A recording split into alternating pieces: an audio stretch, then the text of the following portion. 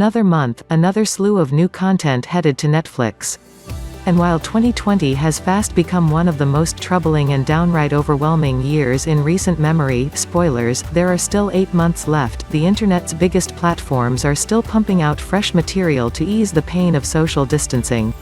Self-isolation is by no means easy, but there's a camaraderie to be found online. For instance, Netflix Party is a Google Chrome extension that allows you and your friends' family to stream a movie or TV show simultaneously. It doesn't always work seamlessly, but it's still a fun feature to encourage communication during the coronavirus lockdown. And with a fresh batch of new content being added to Netflix today, there are 5 films in particular that will surely stir up conversation.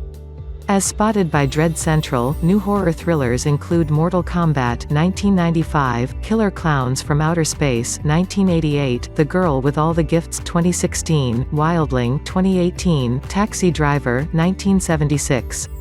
5 wildly entertaining films for very different reasons.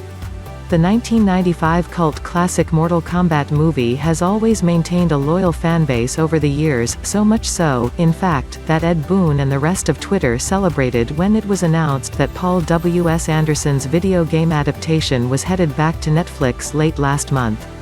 Taxi Driver, on the other hand, is a true slice of cinematic royalty, and delivers the very best of Martin Scorsese and Robert De Niro, a creative duo who would go on to forge an incredible partnership over the decades, a partnership which culminated in the launch of last year's crime epic The Irishman. It's a 3-hour Netflix masterpiece filled with top-tier performances from De Niro, Joe Pesci, and Hunter star Al Pacino.